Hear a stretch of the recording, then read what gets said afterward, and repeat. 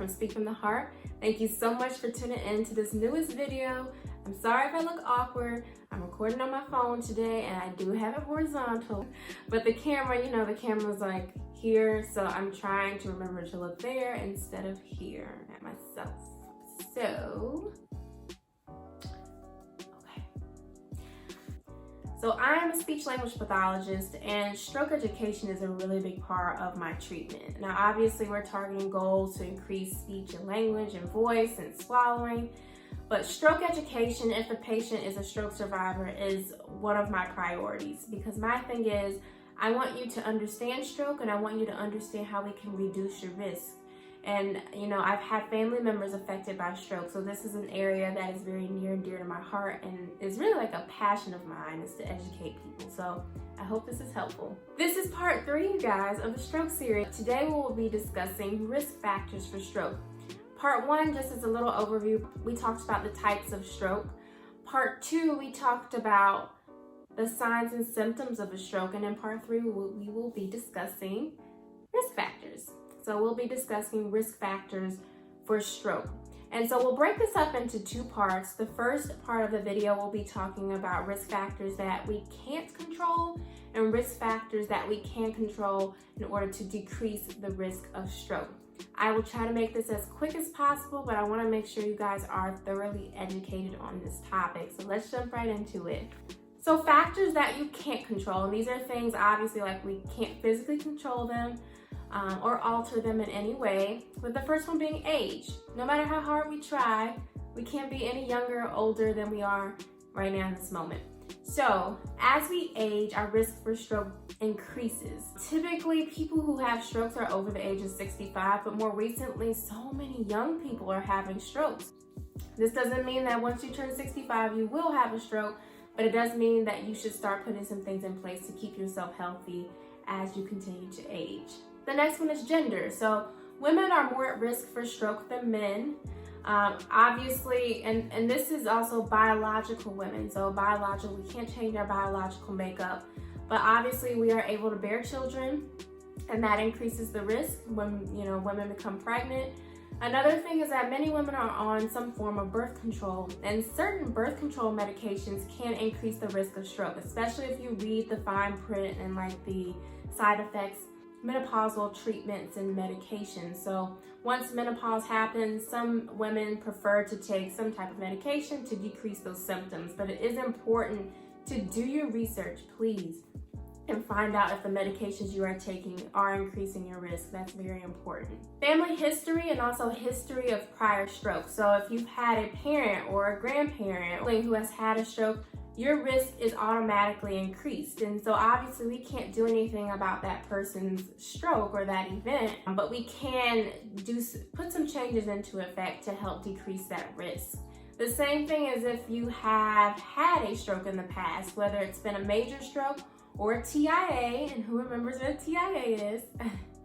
So a transient ischemic attack, and a transient ischemic attack is a mini stroke. So sometimes there are no symptoms, but even if you've had a stroke and you don't know it, your risk is automatically increased. So it's important to start putting some things into place to decrease that risk. You will hear that a lot. Decrease that risk. Hashtag decrease that risk. It is important, y'all. It's important. That's why I'm saying it so much. And then race. So obviously we can't change our race either, but African Americans are 2 times more likely to die from stroke, which is mind-blowing to me. It's kind of scary, you know, when you think about it. Just put some things into perspective. And again, we can't change our race, but it is important, especially if you are African American, to really think about your health and put your health first as a priority and start making some lifestyle changes if you have identified with other factors on this list, for sure. So those are things obviously we can't change. It is scary sometimes thinking like, oh goodness, I'm a Black woman, my risk is increased, or I'm over 65, does that mean I'm gonna have a stroke? Like I said, it doesn't mean that you automatically will, but the risk is increased. And so we'll talk a little bit more about things you can do to prevent a stroke, but that will be a separate video. But let's get started and talk about some things that you can control, with the first one being hypertension. So hypertension, also known as high blood pressure.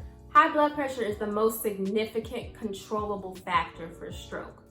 This is important because yes, it's significant, but it is controllable. So you can control high blood pressure. You can completely get rid of high blood pressure. If you're taking a medication which is supposed to control your blood pressure levels, keep them normal and not elevated or too low, but if you just make simple lifestyle changes, eating a healthy, balanced diet, getting up and moving, getting active, you can lower your blood pressure like that, like seriously, just like that. And you can get off blood pressure medications and just have lower blood pressure naturally. But it is important if your blood pressure is consistently high to talk to your doctor to see if there's some medication that can, help lower it, or just again change your lifestyle to help lower it and decrease your stroke risk. Same thing for diabetes, cholesterol. Diabetes is a blood sugar issue. So if your blood sugar is consistently high and elevated, talk to your doctor. If your doctor prescribes medication, take your medication consistently at per your doctor's orders so that you are at a normal level and your risk will decrease. The same thing with cholesterol. If you're prescribed medication, making sure that you are taking it regularly and making sure that you are compliant with the doctor's orders or whoever it is to make sure you're decreasing your risk. Smoking. So smoking, from what I've heard from some of my patients, a lot of my patients that I see were smokers. And they tell me all the time, Lauren, it's so hard. Like, you just don't understand. I've been smoking for 25 years. I can't stop. Like, what do you mean? It's a part of me.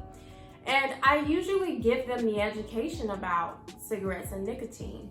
So the thing about nicotine is it damages the cardiovascular system. So it doesn't allow the blood to flow properly or as quickly as it needs to reach all the different places in your body, which can cause the blood to start to clot, which can lead to a stroke. Now, I'm not a smoker, so I can't say if it's hard or if it's easy, but I will say if you are a smoker, really think about stopping. There are resources out there like the nicotine patches or the chewing gum. I think there's even some medications that you can take to help curb that craving and start to decrease the number of cigarettes that you might be smoking. Now, I'm sure cold turkey is difficult, but even if you make a goal, hey, instead of smoking a pack a week, maybe I'll only do 2 cigarettes, and then the next week I'll only do 1. So give yourself these little mini goals, because I'm sure it is hard to stop cold turkey, but nicotine's so damaging on your body, and we want to decrease these stroke risks, you guys.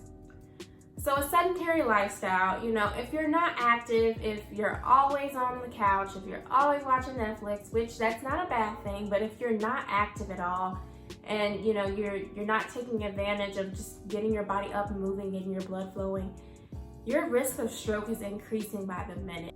It's so important for our bodies to move, and it's super important to get yourself up and moving, get your blood pumping and flowing, get yourself breathing, get your heart rate up. It's very important. Now, if you can think, if you're just always sitting, your blood's not moving very quickly, it's easier for things to clot up. So even if it's just for 20 minutes a day, go for a walk. Go for a run, go up and down your steps. If you have a dog or any type of pet, take your dog for a walk, or even enroll in a local gym. Planet Fitness is $10 a month, and I love that. But there are options out there to get yourself moving, and that's super important for anybody to keep your body moving. There are many people in the US who have been diagnosed with obesity. And it changes and it varies because it depends on like how tall you are and your stature. But typically, if you are obese, that is increasing your risk of stroke. So that extra weight puts a lot of strain on your cardiovascular system.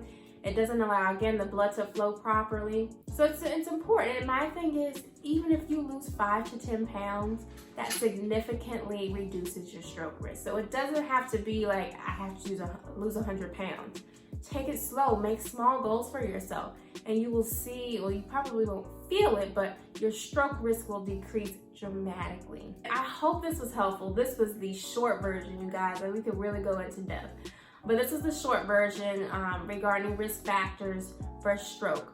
And my thing is, for that section we talked about that is controllable, start putting those things into place. It is super important that we're educated about stroke. Stroke is one of the leading causes of death and disability in the United States, and we have to know better in order to do better. So make sure you share this with a friend or a family member. I'm challenging everyone who watches this to share this with someone that they love. So that way we can spread this education, y'all, and we can keep this going. So I'm super happy and grateful that you chose to watch this video. Again, make sure you share it, give this video a thumbs up, and I will see you in part 4. Bye.